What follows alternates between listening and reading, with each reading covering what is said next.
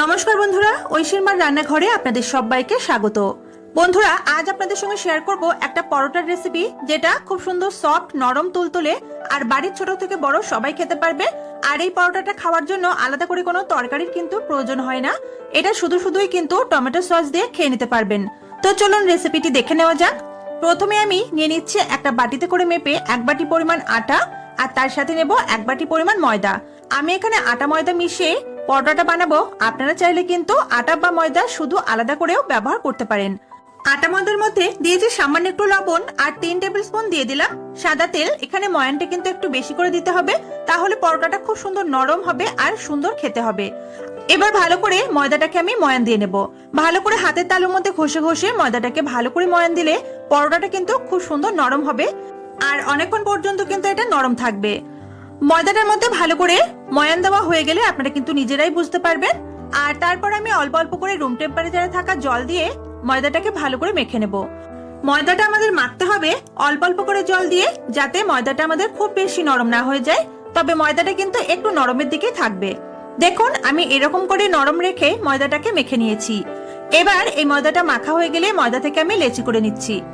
অবশ্যই আপনারা নিজেদের পছন্দ মতো করে লেচি করতে পারেন, যেরকম পরোটার সাইজটা রাখতে চান। আমি এখানে মাঝারি সাইজ করে কয়েকটা লেচি করে নেব, যেমন আমরা রুটির জন্য লেচি করে থাকি সেইভাবেই আমি এখানে করে নিচ্ছি। এখানে ছোট বাটির 2 বাটি আটা ময়দা দিয়ে আমি 6টা মোট লেচি আমি করে নিয়েছি, আর সবকটাই আমি সমান ভাগে ভাগ করে নিয়েছি। লেচিগুলোকে এইভাবে গোল করে নেব। আর এই লেচিগুলোর মধ্যে আমাদের পুর ভরতে হবে, আর সেই পুরটা কিভাবে বানাবেন সেটা দেখিয়ে দিচ্ছি। প্রথমে 1 টেবিল স্পুন মতো সর্ষের তেল আমি একটা ফ্রাইং প্যানে দিয়ে দিলাম। তেলটা প্রথমে ভালো করে গরম করে নিতে হবে। এরপর দিতে হবে 2 কোয়া মতো রসুন আর স্বাদ মতো কাঁচা লঙ্কা কুচি। এখানে রসুনের ফ্লেভারটা ভীষণ ভালো লাগে, তাই যারা পেঁয়াজ রসুন খান তারা রসুনটাকে কিন্তু একদমই বাদ দেবেন না। একটুখানি নাড়াচাড়া করে নিলাম। এরপর আমি দিয়ে দিচ্ছি একটা মাঝারি সাইজের পেঁয়াজ কুচি। পেঁয়াজটাকেও হালকা করে একটু নাড়াচাড়া করে নেব, খুব বেশি ব্রাউন করে ভাজার দরকার নেই। গ্যাসের ফ্লেমটাকে আমি রেখেছি মিডিয়াম টু লোতে। পেঁয়াজটা হালকা একটু নাড়াচাড়া করে নেওয়ার পর এখানে দিয়ে দিচ্ছি 2টো মাঝারি সাইজের টমেটো কুচি। এখানে টমেটোটা আপনারা যত ছোট করে কাটতে পারবেন ততটাই কিন্তু ভালো হবে। টমেটো ভালো করে নাড়াচাড়া করে মিশিয়ে দিচ্ছি, আর গ্যাসের ফ্লেমটা লোতে রেখেই এটাকে আমি ক্রমাগত নাড়াচাড়া করব। তার আগে আমি এর মধ্যে কয়েকটা মশলা দিয়ে দিচ্ছি। প্রথমে দিয়ে দেব স্বাদ অনুযায়ী লবণ, এরপর দিচ্ছি অল্প একটু জিরের গুঁড়ো, সামান্য 1 পিঞ্চ মতো হলুদের গুঁড়ো, আর ম্যাগির যে মশলাটা পাওয়া যায় টেস্ট মেকার, সেটাই আমি 1 চামচ মতো ব্যবহার করলাম। এবার ভালো করে টমেটোর সাথে সমস্ত উপকরণ মিশিয়ে আমাদের একটু কষিয়ে নিতে হবে। সময়টা 1 থেকে 2 মিনিট মতো রাখলেই হবে। দেখুন, টমেটোটা অনেকটা পরিমাণে নরম হয়ে গেছে। এবার খুন্তি বা স্প্যাচুলাটা দিয়ে এভাবে একটু নাড়াচাড়া করব, একটু চেপে চেপে, যাতে টমেটোটা ভালোভাবে ম্যাশ হয়ে যায়।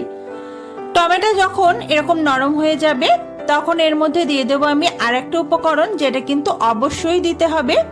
আমি দিচ্ছি 2 চামচ ছোলার ছাতু। এখানে ছাতুটা কিন্তু একদমই স্কিপ করা যাবে না, অবশ্যই এখানে দেবেন। তো ছাতুটা দেওয়ার পর ভালো করে এই টমেটোর পুরের সাথে মিশিয়ে নেব। আর এটা ছাতুটা দেওয়ার পর এটা কিন্তু খুব সুন্দর একটা বাইন্ডিং আসবে, যে জলজলে ভাব পুরের মধ্যে সেটা চলে যাবে। ভালো করে মিশিয়ে নিলেই আমাদের পুরটা কিন্তু একদম রেডি। এরপর পুরটাকে নামিয়ে সম্পূর্ণভাবে ঠান্ডা করে নিতে হবে পরোটাটা বানানোর আগে।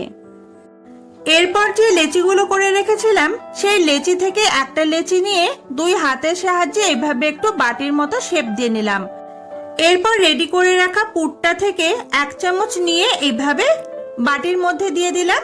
তারপর হাত দিয়ে একটু হালকা করে চেপে চারপাশ থেকে ময়দাটাকে এক জায়গায় এনে মুখটাকে ভালো করে সিল করে দিতে হবে, যাতে ভিতরের পুরটা কোনোভাবে বাইরে বেরিয়ে না যায়। এরপর 2 হাতের সাহায্যে একটু গোল করে চ্যাপটা করে পুরটাকে চারপাশে ছড়িয়ে দেব, যাতে বেলার সময় পুরটা বাইরে বেরিয়ে না যায় চাপটা লেগে।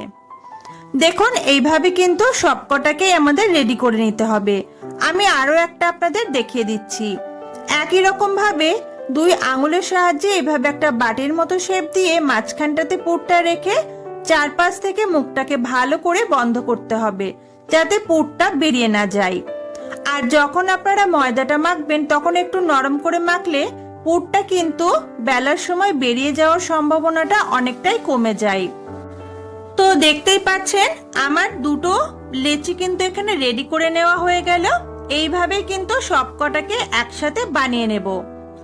এবার আমি পরোটাগুলো বেলে দেখাচ্ছি।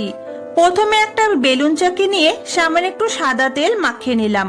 তারপর একটা লেচি নিয়ে এইভাবে হাত দিয়ে একটু ফ্ল্যাট করে নিয়ে হালকা হাতে আপনাদেরকে পরোটাগুলো বেলতে হবে। একদমই চেপে বেলা যাবে না। যদি খুব বেশি প্রেস করে পরোটাগুলো বেলেন তাহলে কিন্তু পুরটা একটা সাইড দিয়ে বেরিয়ে যাবে। এইভাবে যদি উল্টে পাল্টে হালকা হাতে পরোটাটা বেলে নেন তাহলে দেখবেন পুরটা কিন্তু একটুও বাইরে বেরিয়ে যাবে না। আপনারা আশা করছি দেখেই বুঝতে পারছেন। আর কেমন মোটা রাখতে হবে সেটা অবশ্যই আপনাদের উপর নির্ভর করবে, আপনারা কেমন মোটা বা পাতলা করতে চান। চারপাশ থেকে একটু গোল শেপ দিয়ে নিলাম। আমি কিন্তু পরোটাটা খুব বেশি মোটা রাখিনি, এরকম রেখেছি। তো আপনারা অবশ্যই আপনাদের প্রয়োজন মতো বা পছন্দ মতো বেলে নেবেন। এবারে একটা শুকনো তাওয়া গরম করে পরোটাটাকে প্রথমে শুকনো খোলায় দিয়ে দিলাম। প্রথমে শুকনো খোলায় পরোটাটাকে কয়েক সেকেন্ড পর পর উল্টে পাল্টে দুপিঠ থেকে একবার সেকে নিতে হবে। এইভাবে প্রথমে কয়েকবার সেকে নেওয়ার পর তারপর আপনারা পছন্দ মতো তেল, ঘি, বাটার এখানে ব্যবহার করতে পারেন। আমি এখানে বাটার দিয়েই পরোটাটা ভেজে নিচ্ছি। ওপর থেকে একটুখানি বাটার দিয়ে এইভাবে মাখিয়ে নিলাম। তারপর দুপিঠ থেকে কিন্তু এইভাবে অল্প অল্প করে বাটার দেব। আপনারা চাইলে ঘিতেও করতে পারেন, আবার সাদা তেল দিয়েও করতে পারেন। তবে বাটার দিয়ে করলে এই পরোটার স্বাদটা কিন্তু সব থেকে বেশি ভালো হয়। পরোটার মধ্যে বাটারটাকে এইভাবে লাগানোর পর দুপিঠ থেকে উল্টে পাল্টে পরোটাগুলোকে একটু লাল লাল করে সেকে নিতে হবে। আর পরোটাগুলো ভাজার সময় গ্যাসের ফ্লেমটা আমি লোতে রেখেছি, এতে করে দুই পিঠ থেকে লালচে করে একটু ভেজে নেব। আর পরোটাগুলো খেতেও কিন্তু বেশ ভালো লাগে। প্রত্যেকটা পরোটাই কিন্তু ফুলকো ফুলকো হয়। আপনারা বাড়িতে একবার বানালেই আশা করছি বুঝতে পারবেন। তো দুই পিঠ থেকেই পরোটাগুলো লাল করে ভাজা হয়ে গেলে এগুলোকে আমি তুলে নেব। আর দেখেই বুঝতে পারছেন পরোটাগুলো কত সুন্দর ফুলকো হয়েছে। তো এইভাবে সবকটা পরোটা ভেজে নিচ্ছি। আর এই পরোটা খাওয়ার জন্য কিন্তু আলাদা কোনো তরকারির প্রয়োজন হয় না। তবে আপনারা চাইলে যে কোনো পছন্দ মতো তরকারির সাথে সার্ভ করতে পারবেন। আমার তো এই পরোটাটা শুধু শুধু টমেটো সস দিয়েই বেশ খেতে ভালো লাগে। তো একই রকম ভাবে বন্ধুরা সবকটা পরোটা ভেজে নিচ্ছি। তো একবার হলেও বাড়িতে এই টমেটোর পরোটা বানিয়ে দেখার অনুরোধ রইল।